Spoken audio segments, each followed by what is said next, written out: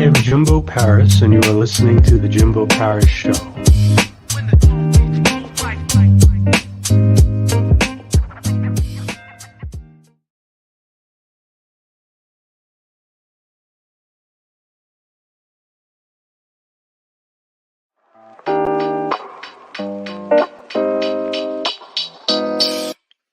Hi, I'm Jimbo Paris, and you are listening to the Jimbo Paris Show.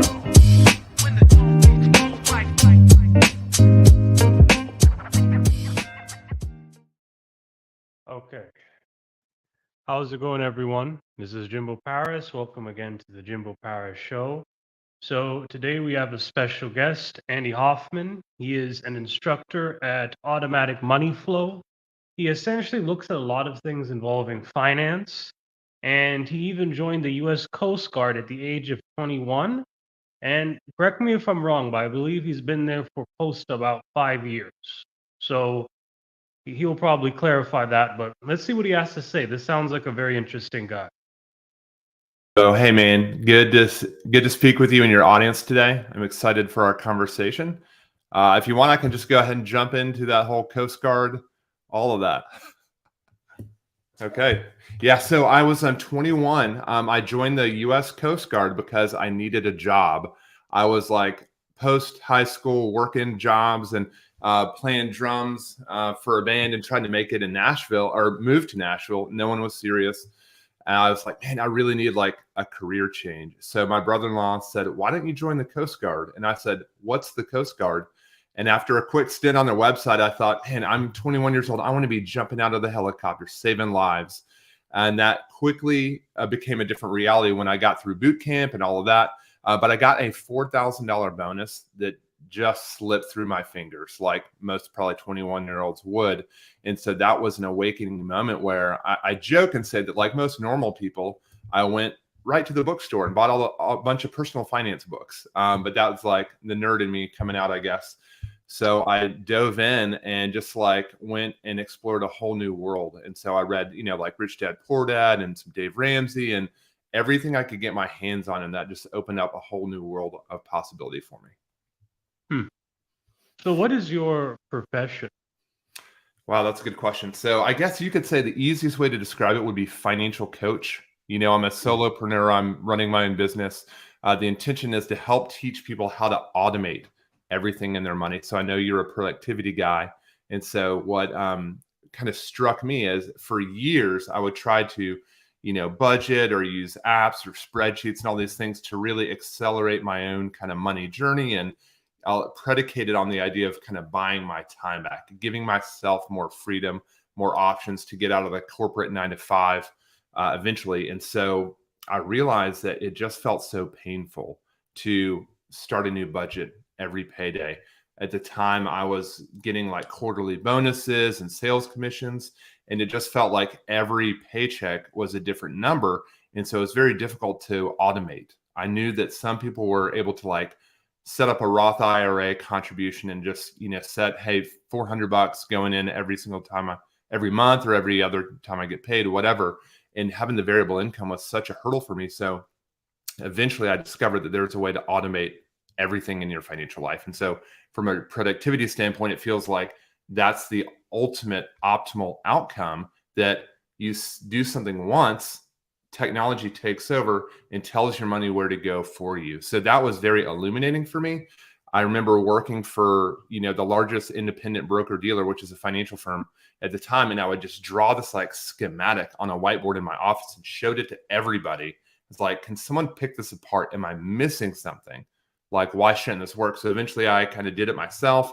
I worked one-on-one with some clients. And then over this past year, I ended up going on my own to kind of build a course around this and do one-on-one and group coaching to help people kind of automate everything in their life. So is that what you're currently doing? Yes, sir. Yes, sir. Okay. So that's what Automatic Money Flow is, the name for my course, and this kind of process of really putting everything in your financial life on autopilot to optimize outcomes through the lens of really looking at behavior versus, I would say, a spreadsheet is predicated on perfection. right? Like we build this budget. Here's the perfect way that we want to manage this amount of money that we have today. So let's line item every single thing out. Let's look at every single expense. Let's say this is how much we're going to spend on groceries and going out to eat or whatever it is. Like that feels like a very robotic way to do it. In my mind, feels like a very outdated approach because it's predicated on I'm going to write all these numbers down and then I'm going to try to match my life and fit that into this box of numbers that I created versus saying, hey, I'm going to zoom out and say, here's what I want to spend in big picture categories. And then I'm going to automatically tell the money to go to these places. As an example, people have a 401k typically at their employer. And when I was like starting out in the financial services industry, I realized very quickly that was people's largest asset because when they signed up day one at the job, they filled out the form. They said, I'm going to put XYZ percentage in this thing. And then the money just went in there without further intervention on their part, right? The money just automatically went there. And I thought, how can we copy and paste that into the rest of our financial life? So by segmenting out our money in these different buckets, like for me, you don't have to have 17 different checking accounts, right? You can have like 3. So for my wife and I, we each have a joint spending account at a separate bank from where we pay our bills. And then we fill that every week with just a little bit for groceries, toiletries, and eating out. And so just by having a handful of things in there, I'm in the grocery store, I'm in the checkout line, I double check the bank account. Okay, good. I know that I've got this money here ready to rock. And then it drains, we spend it over the course of a week. And then by the next time we need it, it fills itself back up. So there are constraints there. And we want it in a separate bank account because that way we can't like get our hand in the cookie jar so easily. That 2-day transfer makes it's like a boundary. It's like when you're bowling, as a kid and you've got like the bumpers, that's what this is for your money. It's like kind of these guardrails to protect you from yourself, kind of behaviorally, if that makes sense. So what do you think a financial advisor does? Yeah. How much time do you have? A financial advisor does a lot of things and each one is a little different. I think there's a lot of different categories of them. And so I'll be the first to say I used to recruit financial advisors for a living. So I know a lot about, we could have a real long conversation about that, but there are basically different segments of the industry, part of which really disenfranchised me. I feel like maybe just big picture wise, because a lot of the financial advisors at the big banks, typically you have to have $250,000 of liquid assets before they want to take you on as a client, which is out of the realm of possibility for most people, right? And so that was very frustrating for me. So there are plenty of good financial advisors out there. Don't get me wrong. I think a lot of financial advisors get put into the investment box where, all you're going to do is get me a rate of return on my money or my 401k, or I know that you want to manage those assets because that's how you get paid. And people really put financial advisors in that box. There are plenty of other people that might call themselves like a financial planner that I think they do a lot more. They zoom out, they look at your insurance, they look at your investments, they look at your money management. But all financial advisors, from my opinion, I'd say 90% at least of financial advisors are not incentivized financially to hold your hand through the day-to-day money decisions that you're doing. Yes, they will give you their opinion. No, they don't want to be in the weeds helping you budget, if that's a concern. They don't want to help you with like the granular systems. They're not going to advise you on automation typically, unless it's automating to their firm, if that makes sense. Like sending your money automatically to my firm, hey, great, I'm all about that. But in terms of setting up an overall holistic picture of what automation can look like for the client, that's not something that they do, because the certification material for like the certified financial planner designation was created in the 80s and is not exactly talking about these fintech solutions that exist today to make our lives a lot easier. Do you think with the rise of technology and AI that financial advising could potentially become changed, or maybe even people who are not as experienced at your level, people below your level, could almost become obsolete in a sense? That's a great question. I think it's absolutely in part a possibility.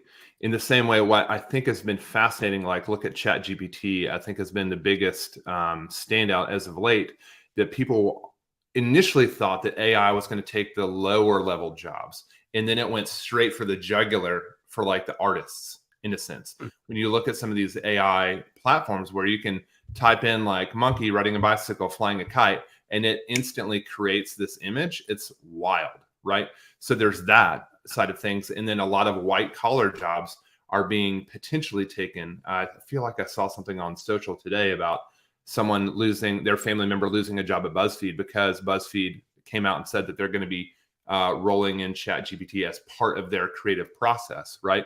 So I do think, to your point, that it's certainly possible for financial advisor jobs. I would say the call center type advisor that's working for a large institution, like I'm going to throw out a couple names here. So there's Merrill Lynch, which is owned by Bank of America. There's a program called Merrill Edge, which if you don't have the 250, then you are getting relegated to the call center if you're a customer. And so, you don't have a real life human being that's your person. Typically, you're going to be reaching out to a 1-800 number, get someone in a cubicle farm that is looking at your specific situation, doing the best they can to give you advice. I imagine some of those jobs will probably be sucked up by AI in the future, would be my guess.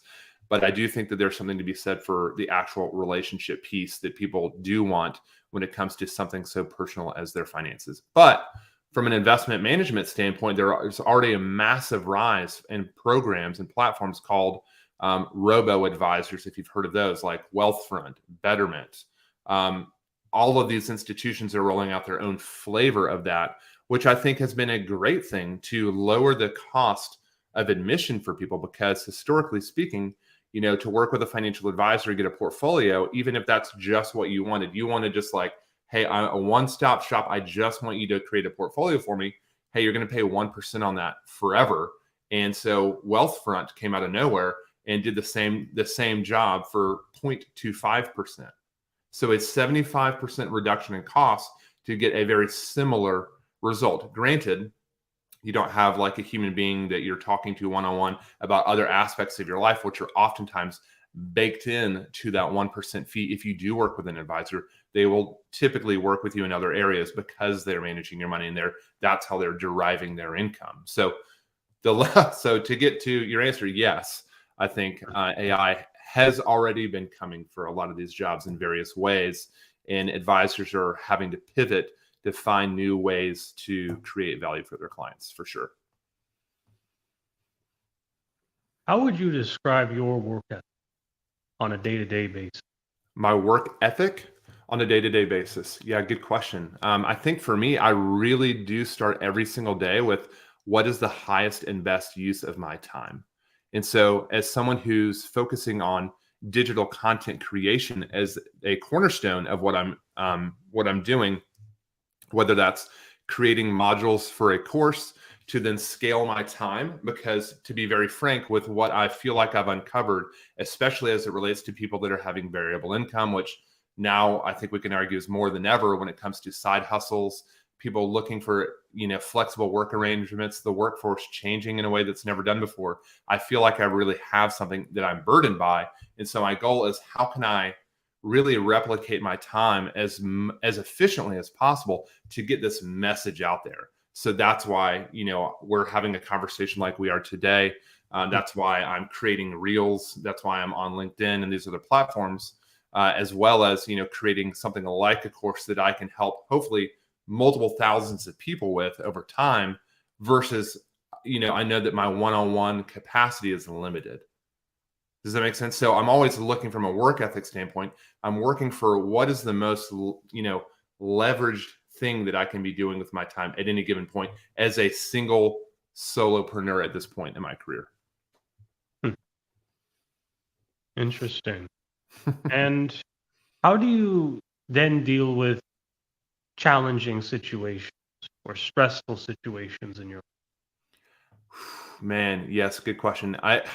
Sometimes that feels like almost a silly answer. I feel like so many people, when it comes to productivity or performance or business, it's like, what's your morning routine, right? Like this becomes this whole like deep dive on morning routines, but I do feel like a lot of that is a big part. So I'll be for me, it's really two parts, maybe three parts. Step one is my Mm. faith is a big part of that, of handling stressful situations. So routine, I think for me, everything seems to go back to habit of what am I doing consistently. So getting in the Bible for one, for me and my wife, that's something that we do every day. That's just a cornerstone of our daily life where we slow down. We try to like drink our coffee, keep the kids at bay as much as we can while we have what we would call a quiet time, and then reflect and we pray for each other and just slow down is a big part of that.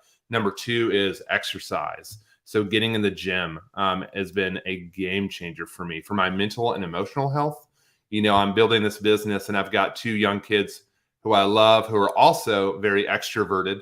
And so, you know, patience is very important to me and something that I'm growing and working towards over time. And so just trying to not live in my head 24/7 while I have a family and young children that I'm trying to raise. So that's really important. It's not always easy, that's for sure. But so again, so the spiritual life, getting in the gym, and then I guess relationships, you know, having people in my life that I can talk to about the struggles that I deal with on a day-to-day basis. So I've got, like, I would call it an accountability partner. I've got people, my gym partner, who's also an entrepreneur as well. And so he's got stuff that he's working on. I've got like a men's Bible study that we meet every other Tuesday. And then we host kind of a Bible study small group at our house every Wednesday. So just trying to have these relationships where I can go deep with other people, that they can share their struggles, I can share my struggles, and we can kind of be in community for each other. So that's kind of the three-prong approach, if you will. And what makes your client-student experience unique? Yeah, that's a good one. Thank you for asking that. For me, I think everyone is looking for differentiation, right? And prior to hopping on this call, I was thinking about, there was someone tweeted, I wish I could remember who it was, but someone tweeted the concept that like most books can be a blog post.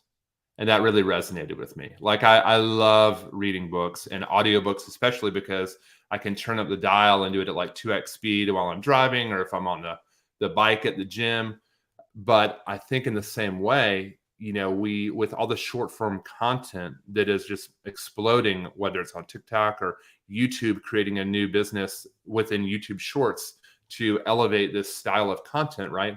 I feel like we want the information now. So as it pertains to my stuff, whether it's a reel or on the course, I try to keep it very succinct and get to the point.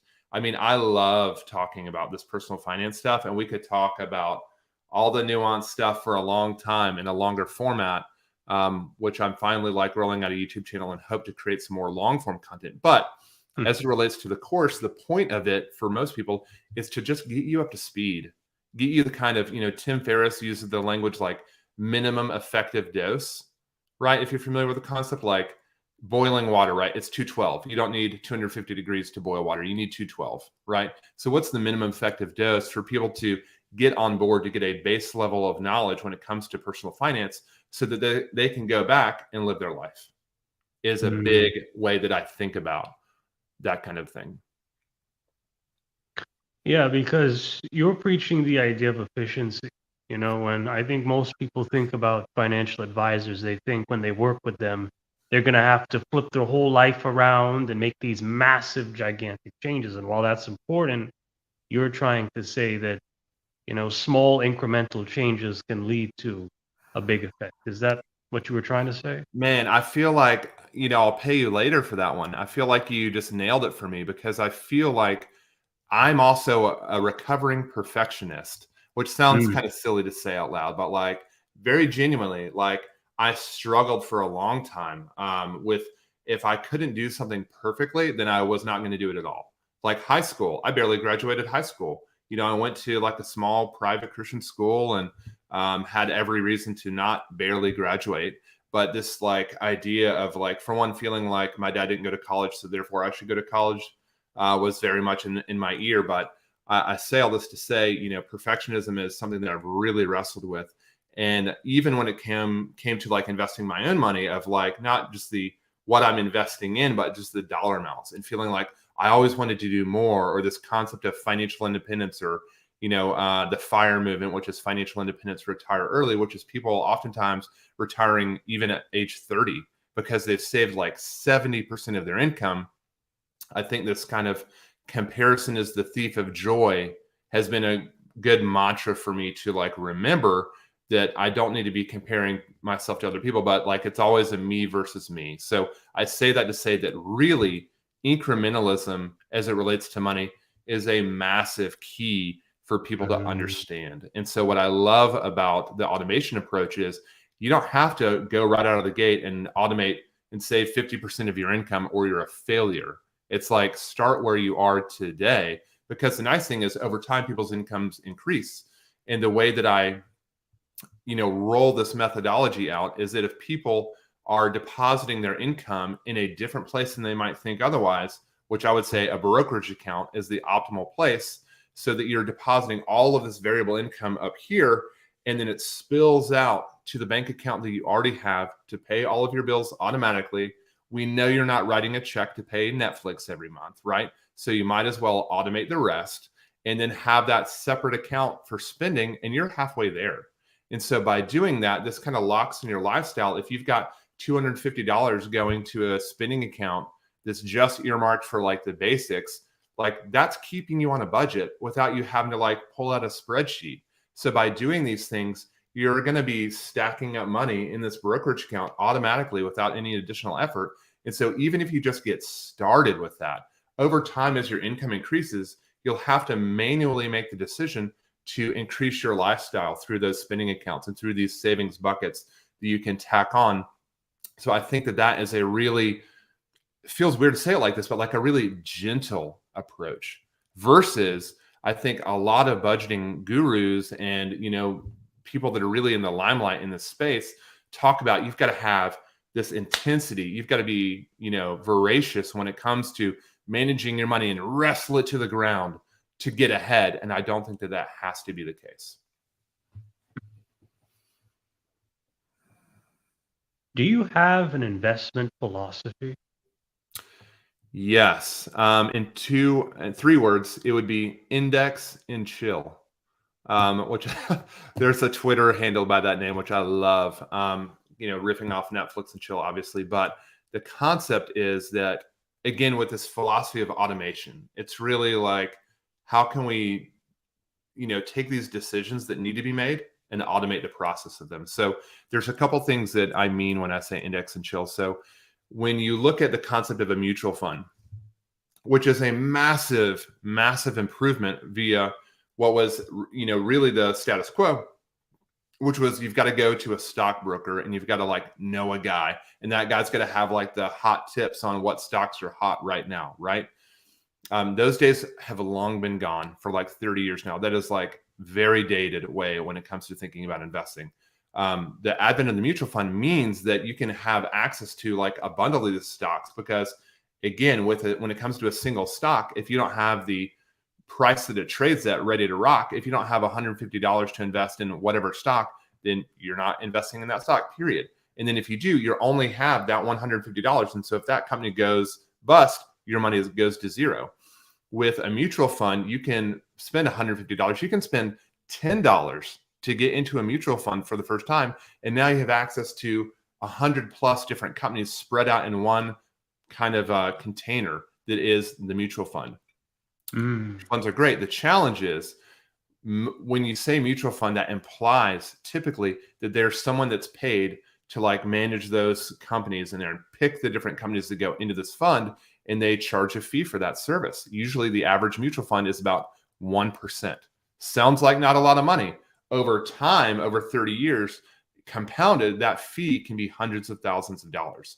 So back in the 70s, the founder of Vanguard wrote like a thesis when he was in college to say, what if we could just get the average of the market? What if we tried to not beat the market? Because 83% over a 5-year period, 83% of mutual funds fail to beat the market.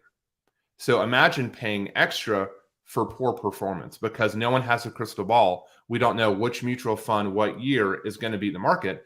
So the founder of Vanguard, kind of came to this conclusion: if we can keep fees really, really low and just get the market average over time, then we can win, right? And so that is really the root of my philosophy as it relates to money. So then instead of picking the funds, our job just becomes putting as much money as we possibly can into these funds for a variety of reasons. Because number one, they outpace inflation over periods of time.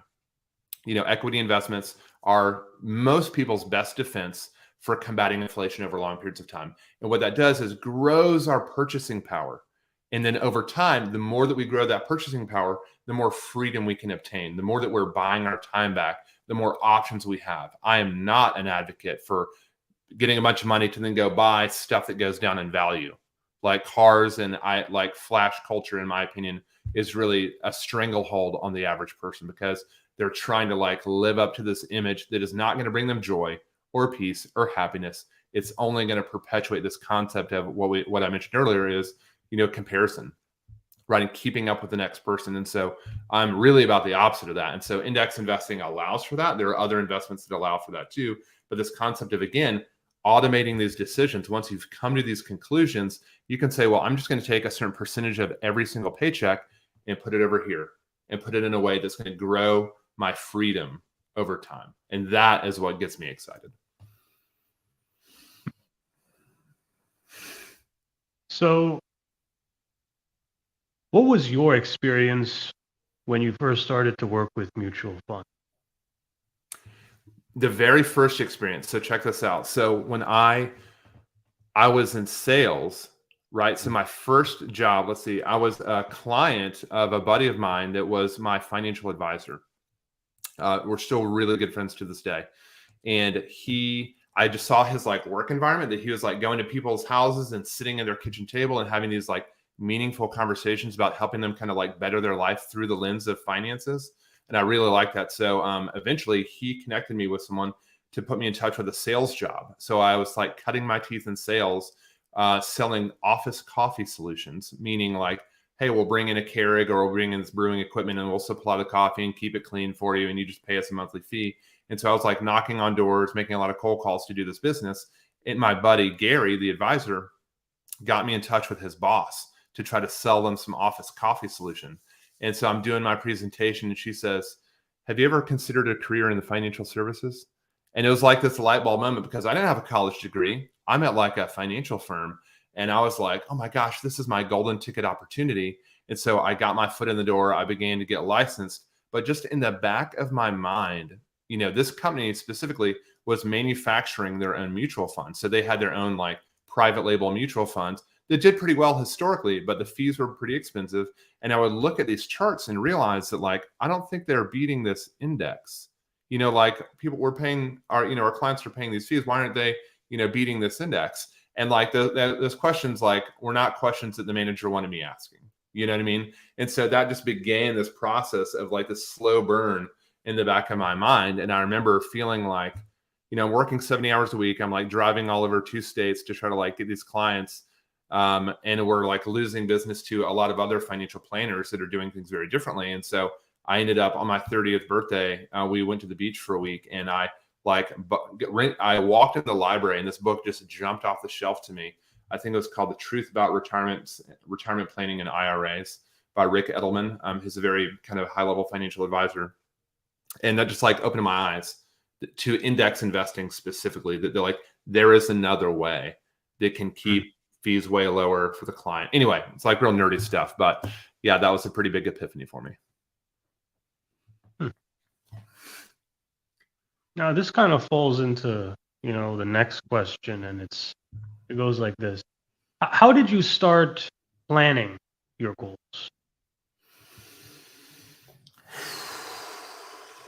Yeah, that's good. Goals are tricky for me personally, because I know that there's so many stats about writing them down, right? You've got to write your goals down and you've got to, back into them, which I agree with. I think those are all very good things. But I know for me, sometimes goals can get lost in the shuffle of maybe shiny object syndrome, which I think a lot of us deal with on a daily basis. So I have some goals that are listed by my bathroom mirror that I look at every day. I'm trying to be better about that. I know it's mid-February right now, and I had a goal of like writing down the specific metrics that I would read out loud to myself every day. So I'm not quite there, to be honest with you, on my own personal goals.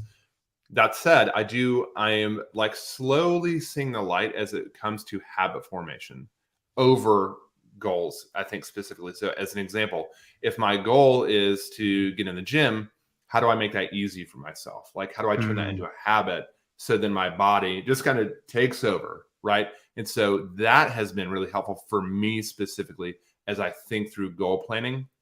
I think about more realistically for me personally, how I can turn whatever the goal is into a daily habit that will make success inevitable. And that has been really helpful for me versus saying like I've got a numbered goal that I'm going to do X, Y, Z. And I just try to think back down to what is the daily thing that I need to do to make that goal effortless. Mhm. So how did you start habit building in various parts of your life? What are some Yeah. key habits you make? Yeah, thank you. Thank you. So again, I'm like such a nerd. I'm such a junkie Mm. for like productivity and all these things. So I'm always reading books, like Atomic Habits is a good one. Charles Duhigg wrote another book. Um, it's like might be called The Power of Habit, I believe. So I've just read some of these books over the years and seen different themes that seem to stack up for me. So as an example, every day I make my coffee, and I've got my vitamins that I take at the same time. So just by figuring one thing that's easy for you to do and tying a habit to that existing habit has been a really helpful kind of like life hack for me. So as an example, also going to the gym has been one that I've struggled with for years to make that a habit, because I think just another kind of nugget takeaway for me is that anything that I can do daily makes it so much easier to build a habit versus like I'm going to do this thing once a week. That makes it really tough unless I'm outsourcing the habit to my phone. So by example, I mean like the Apple Reminders app, or I'm sure there's an Android equivalent, has been super helpful for me just to say like, remind me to move the laundry from the washer to the dryer when I get back home or in 25 minutes. Like those little things stack up, and just outsourcing these millions of tasks that we seem to have to my phone, ideally at specific times, has been helpful. But just to tie an existing goal habit, if you will, like going to the gym, I started going like when I drop my son off at the bus stop, or if I have to take him to school, then I'm dressed, I'm ready to go, and I go to the gym right after that. There's no like reason for me to say no. And for usually the reason for me to say no would be the alarm clock and me not wanting to get out of bed. So I think for me is just really, if I want to do a new habit, it's like, how can I set a reminder on my phone? How can I tie it to an existing habit? Those two things for me have made it really, I don't want to say easy, but easier to adopt new behaviors. Mm. Now we talked a bit about health, and do you think taking control of your money can have a specific impact on your own health? Ooh, yes, yes. I think so. I should have these stats memorized, but basically, the number one cost for divorce is finances, and so Mm. that's also a major source of stress for people. And so, and I put myself in that category, right? When my stuff's not dialed in, it can lead to stress, or when things slip through the cracks, it can lead to stress. So I think, again, I was talking to my wife about this, just that sometimes there, like, I feel like the stress thing is like there's two sides of a coin. There's things that we can do to like reduce or eliminate it, and then there's ways that we can manage it if we have it, right? If we can't, like, hey, I can't snap my fingers and win the lottery and all my money problems go away overnight, right? What can I do to manage the stress? So again, exercise is massive, at least for me, for stress reduction or stress handling, right? And then again, anything that we can automate, like even silly things like, oh, I've got to pay for my vehicle registration. It seems like it creeps up on me every single year. But if I finally just suck it up and put it in my reminders app, then my phone will let me know, like, hey, you need to take care of this so that it doesn't slip through the cracks and then you get pulled over because you haven't paid for your registration. So like those are like little things, Mhm. but I think people have a lot more, on a daily basis to stress about when it relates to money. So that's why I'm such a big fan of the whole automate and chill philosophy. Automate and show. All right. I like that. Think about looking on a t-shirt one day. We'll see. No, exercise I think should be a big thing for a lot of people. Like I train too regularly, like 5 days a week. I bet you train a ton too, I could Yeah. tell. But Oh, thank you. Very gracious of you. Yeah, I'm on the 3-day lifting, 2 days are on the bike. So just ah, trying to get some movement going. I love lifting weights. It feels like straight therapy when you're just like mm, giving it your all, and frankly, from a like productivity standpoint or just like achieving something new, when you like add 5 pounds to the bar and you get another rep, man, it's such a good feeling of accomplishment, right? That yeah. translates. I see the smile on your face. I know you know what I'm talking about. Well, I could relate differently. I actually do body weight training, so Oh, sick. I do like handstand push-ups and Oh, awesome. yeah, Awesome. a bit different, but still the same Yeah. thing if you think about it. Yeah. When you achieve, like, when you kind of break through a plateau or achieve a goal, like, it feels so good. And I think Yeah. that can, like, subconsciously prove to yourself that you can do hard things, that you can show up, that you can get stronger or whatever. Like, it just, the spillover effect. I mean, when you read a lot of these books, I think, like in Atomic Habits or the Charles Duhigg one, they talk a lot about exercise being a keystone habit. That when they've done surveys of people that adopt a new exercise routine, their alcohol consumption goes down, like their overall calories are in check, their stress levels go down, like all these things and other habits begin to form based on that. So I love that kind of stuff. Big advocate for the movement as well. So why do we need a life insurance? Ooh, yeah, good question. So I would say that our biggest asset is our ability to produce income, to go out into the workforce and bring back the bacon, right? That is what we are ensuring when it comes to life insurance. Typically, yes, you can ensure that your mortgage gets paid off. You can do all these other things, but it's the number one way to protect your loved ones as far as when you pass away, right? To ensure that the people that you leave behind, because we don't, we're obviously not guaranteed tomorrow. We all think that we are, and we all live our life like we've got, an infinite amount of time left on this earth. But the reality is not the case. And so, for pennies on the dollar, as it relates to our income, we can ensure that our loved ones will have income in the event that we pass away. So I think that that's very critical. And most financial planners will take you if they are doing kind of the full service. Mhm. And there's definitely distinctions in the financial advisor, financial planning world where guys are investment only or they're very insurance focused.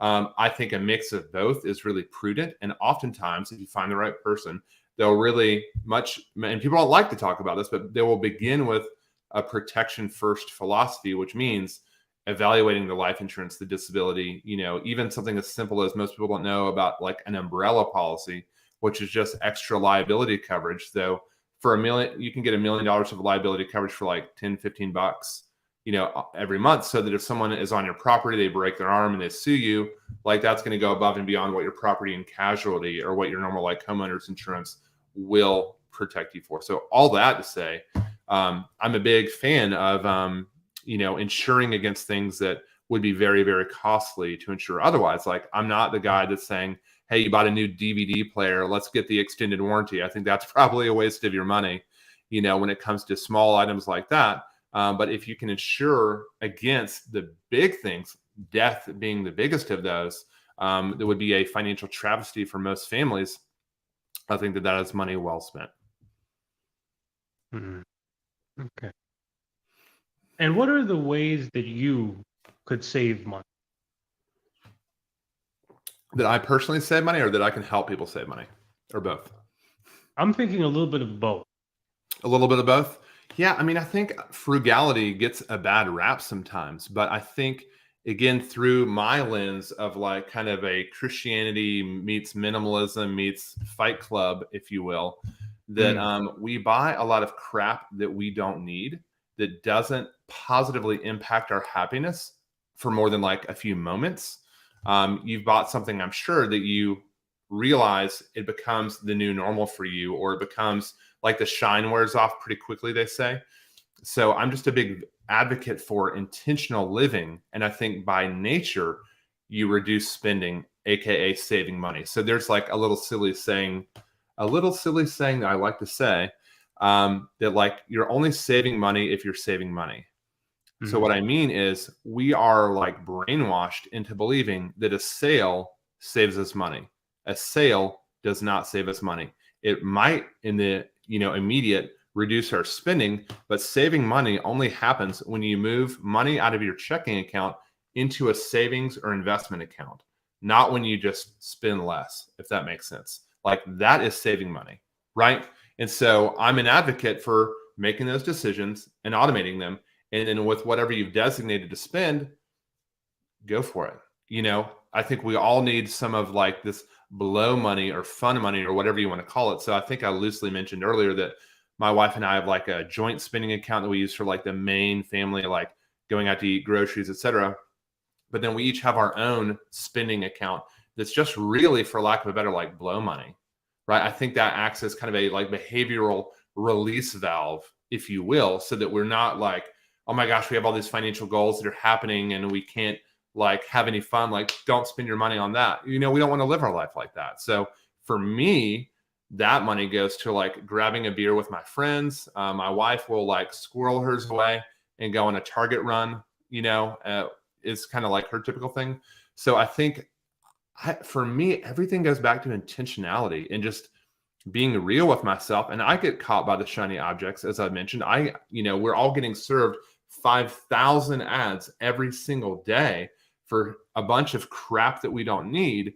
And so I think people just have to zoom out and genuinely think about what is important to them, and align their spending with that stuff. And sometimes for me, like a little life hack is, we do a lot of Amazon Prime at our house.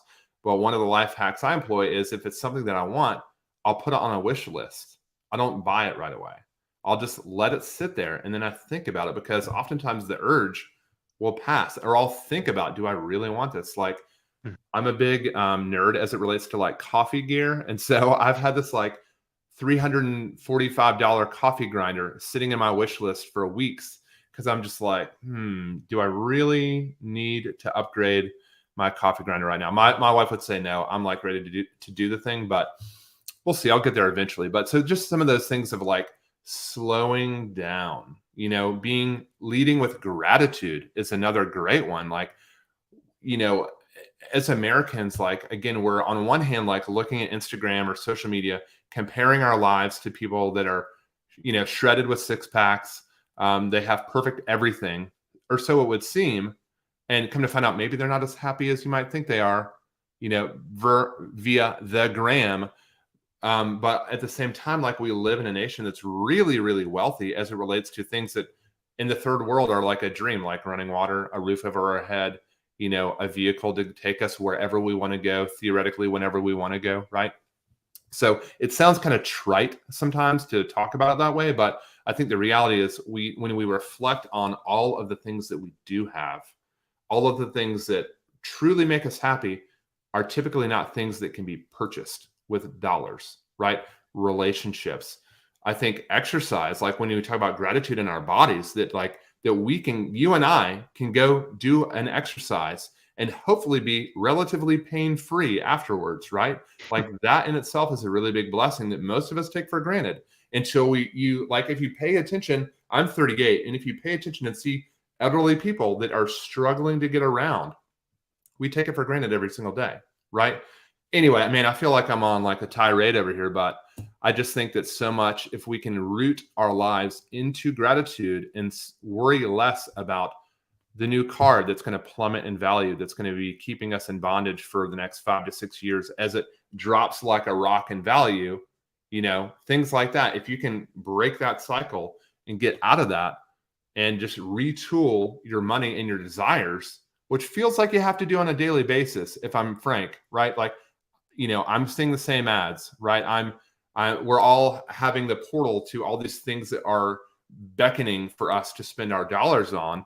And if we can just frankly, like, consider who we're following on social media and maybe, shut some of that out.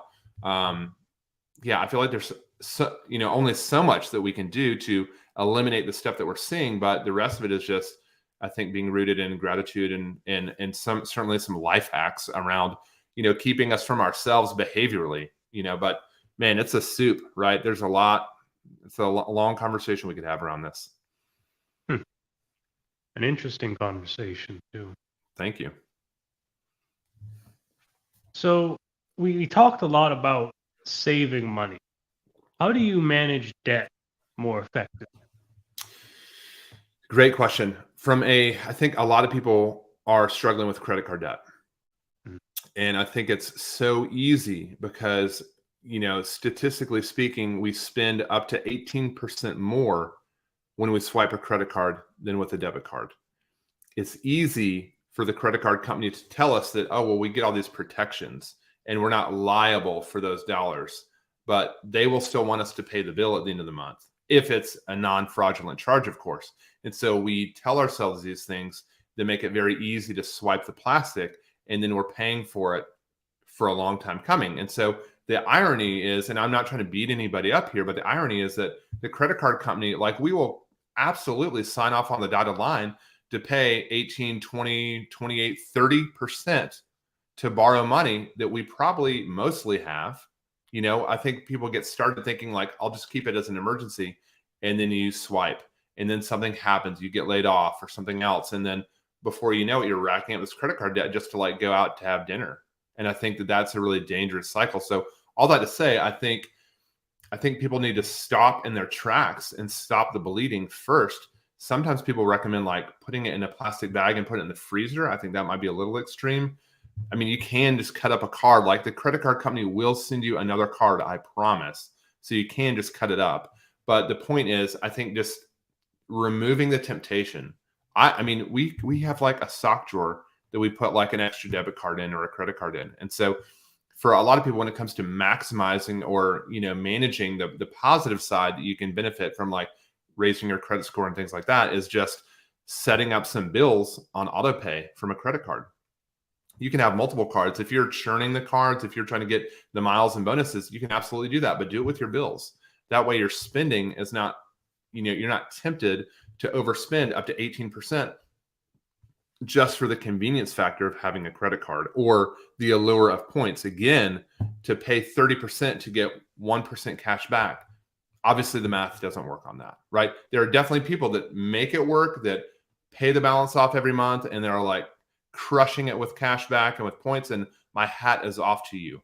But if that's not you, if you have a balance and you're listening to this, then I would say stop the bleeding. Sometimes just taking it out of your wallet and switching to debit. Again, I think for anybody listening, separating your spending and just saying, I'm going to get a new bank account tomorrow, and we're just going to put our spending money in that bank account. We're going to set up a transfer to hit every week to this new bank account to give us that spending paycheck and make it easy and automatic. You'll be surprised at how easy it is to stick to that as you build that muscle. Because even me, I would get the bi-weekly paycheck and I tried to like have some spending money.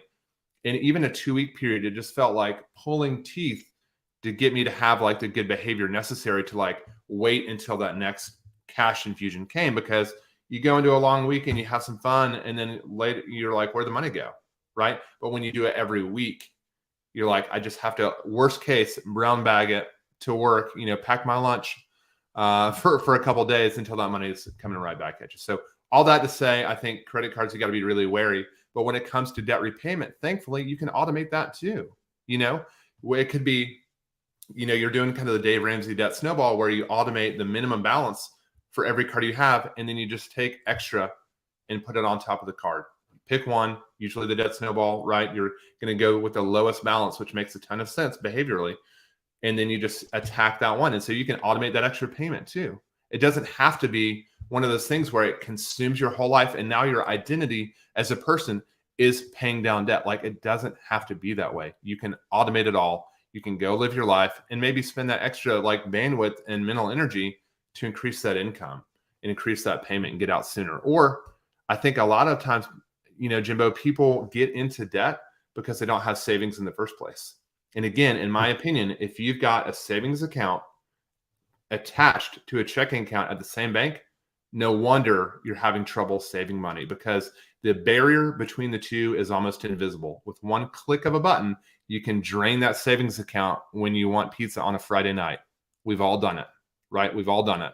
And so if you're like raising your hand in the car listening to this, I would just encourage you, automate some of these things, create some of these buffers for yourself so that it makes winning the default for you and your money. It makes winning with money a lot easier than just like, well, I'm going to white knuckle the rest of my life and hope that I get really good at budgeting. And, the idea of like a budget date night, man, that's like so nauseating to me. I hate to be rude to anybody, but the idea of like, honey, let's talk about our finances over this steak and glass of wine, like that just rubs me the wrong way. So I think you can just automate it and go live your life is my goal. And how do you spend money guilt-free? Absolutely. Yeah. Great question. It goes back to that kind of blow money mindset, right? So we've got the money coming in. We've got our joint account where every week, it gets refilled with the money that we go to the grocery store. And so really, I say that toiletries are kind of baked into that. And yeah, sometimes like we'll get a tube of toothpaste with that money, but like, let's say it's 250, a few $100 that we use every week to buy the groceries. If we do a great job at the grocery store, then we have more money to eat out with, and vice versa. And so I like this kind of, you've got like only two real decisions to make, like groceries and going out to eat. Sure, maybe a tube of toothpaste or deodorant is into the mix, but that's all you really have to think about. So when you're in the checkout line, you check the account. Hey, we're good to go. Hey, I know that going out to eat is really about 4 times more expensive than the grocery store. So that incentivizes me to like, I'd rather have steak at home than like maybe a cheeseburger out. If you think about it through that lens, it becomes easier to kind of, again, have good behavior. So there's that stuff. And then when it comes to guilt-free spending for my personal stuff, I know that if I like, there are these like third-party savings apps that I'm a big fan of. So I'll drop a couple here. There's one called Capital, Qapital. Capital will have technology to where you can attach it to multiple accounts. So as an example, if I've got my personal spending money and I'm saving up for something like, I love home audio. So I love Sonos specifically, and I've wanted to save up for a Sonos subwoofer for a while. So I've got this like little earmarked digital envelope within my Capital account that is saving up for this subwoofer automatically. One of the ways it does that is when I swipe my debit card, it'll round up the change and put it in the Sonos subwoofer bucket, right? And so those little things that like, hey, I'm spending my money, I'm going out there, I'm living my life, like I'm grabbing a beer with the guys, I'm meeting somebody for lunch. Like I just try not to overthink that. Like I've already theoretically budgeted for that because I've automated that decision. And so I know that I've got, it's not a ton of money, but I know that every week I've got like some pocket money that I spend however I want to spend. And I choose, we're thinking very seriously over Lent about going on the carnivore diet for like a 30-day sprint, which I'm a little nervous about. But I say that to say that's coming up here next Wednesday. And so I willfully decided to throw down on Chick-fil-A before jumping on this call with you. And so I gladly spent that money on a spicy chicken deluxe with waffle fries and a 12-piece nugget, to get the protein. So not something that I'm like doing 24/7, but I think this kind of like 80-20 rule applies to so many areas of our life, like to my nutrition. Like I want to eat good. Yeah, 80% of the time. I want to have like good spending behavior 80% of the time, right? So I'm just trying to make as many of these decisions easy for me to choose the right thing as much as possible, right? So again, the spending account doesn't have a ton of money in it by design initially, right? If it's anything outside the realm of like our daily, weekly purchases that are like normal living expenses, then it goes to a capital savings account. So it's saving for those things, those larger ticket items, like anything over like $100. For the most part, that's not a bill. There's a bucket that it gets saved for automatically. And so that's, maybe a little outside the box for some people. But I think what I love about this philosophy is that we're taking that intentionality to the next level. And instead of treating ourselves by swiping the credit card rather, and then having to pay for it for months, maybe years in the future, and paying a hell of a lot more in interest, I'll slow down the process by choice, knowing that success is inevitable. It just might take a little longer, right? And I know that if I set up the framework, it's going to happen automatically. And so just knowing that the victory is ensured from the beginning makes it easier for me to chill out and enjoy the process. And what makes you happy? Man, I it sounds cheesy, but like going back to the faith stuff, like my faith is a big part of that. I feel very Mm, grounded in my spirituality. Sounds like a nebulous word, but as a Christian, my walk with Christ is important to me. I take that seriously, and that's not like a legalistic, like I've got to, don't do this, don't do that. It's like, I run my life before Him, and I'm like, what should I be doing about this? Like these business decisions that I deal with on a daily basis.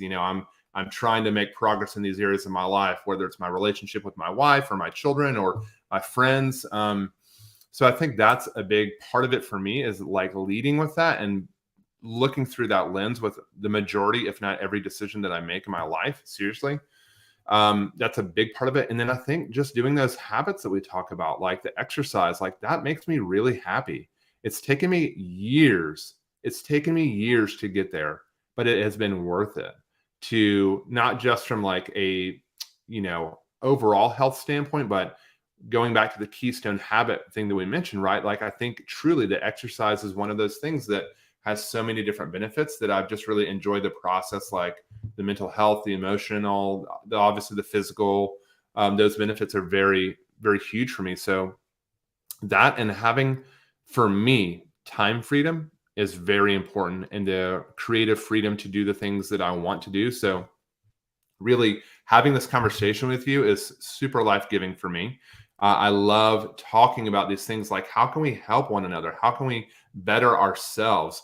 How can we encourage each other to take the next step, to do the thing that's going to give us life? And so those things are super important to me. So like, I mean, when I was working in a cubicle, I could not wait for 5 o'clock to get out. But now that I'm doing my own thing, I choose to work 6 days a week, and I love it, So like that, and I love playing drums.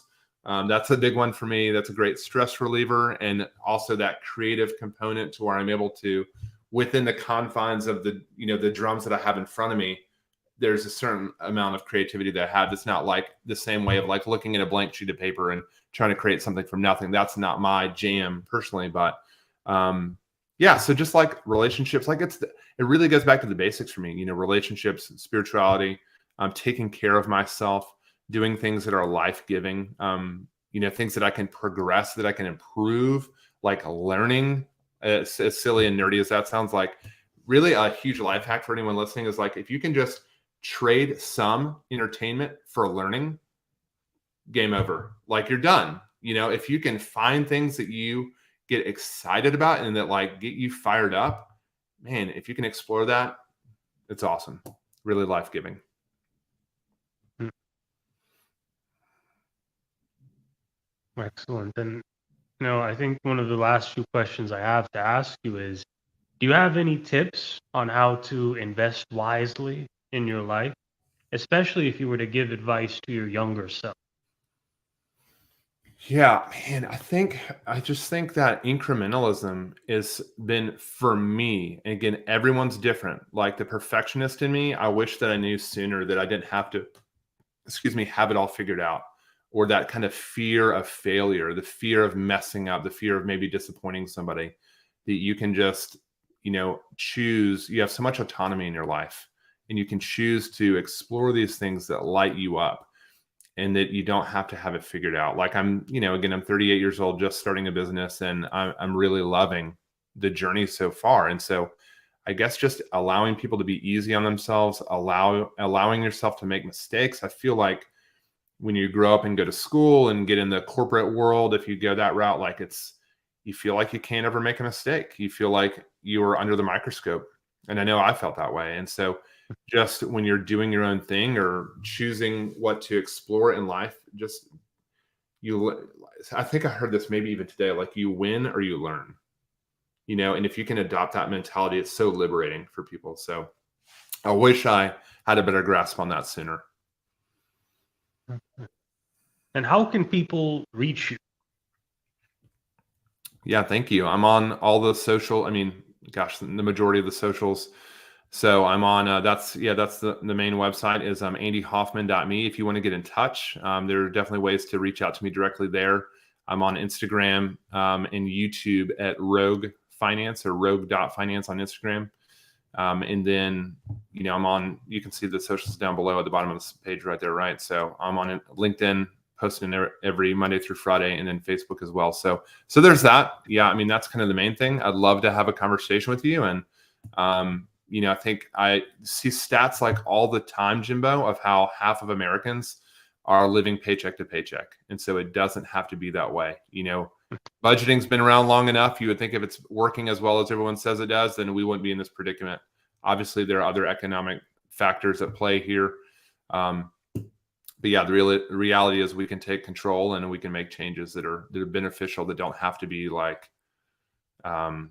super life altering, right? You can just slow down, take it one step at a time. Excellent. Okay. And are there any, final lasting words you'd like to say to the audience? Yeah, thank you so much. I would say, productivity is a huge part of our lives, and we're all trying to do in the same way when it comes to our time. We're all trying to manage a finite amount of time. We all have 24 hours in a day to manage. Money is the same. Most of us are dealing with a finite amount of money, and so we've got to figure out what is the highest and best use of those dollars at any given time. And if you can automate those decisions, then watch your stress go down. So I'd challenge people to consider that at this point. Just begin that thought exercise and let it take you where it takes you. All right. Well, thank you for being on the show, Mr. Hoffman. It's been a pleasure. It's been awesome. Thank you so much for the conversation and great questions. I had a blast. So just a few last things I'd like to shout out here to the audience. The first one is LifeWork Systems by Judy Ryan. This is our affiliate partner. She basically can help you. If you're a mid to high level business, she can go in, improve your HR infrastructure, your employee relationships, and make your business better overall. So if you want to have her consulting services, or maybe speak to her and learn a bit more about why she might be relevant to your large business, reach out to me. I can give you the connection. And the next thing up there, that's our YouTube channel. Subscribe now, ring that bell. We're currently at like 104 subscribers. We definitely need some more, so ring that bell for me, please. Next thing is our Roku channel. We're also on Roku TV as well. This will be on Roku TV too. So again, get a Roku box, not just for this show, of course, but for all of the great experiences Roku has to offer. And yeah, check it out too. And then the final thing, Jimbo Paris Services. We're going to change this to consulting services, but essentially we go into your business. We can automate your social media account. I could build content for you, and I can give you promised growth rate on any type of external audit platform, whether that be social media, a podcast, ask me. So again, check us out and book a discovery call. All right. So that was the show. I'm Jimbo Paris. Thank you again for watching the Jimbo Paris Show.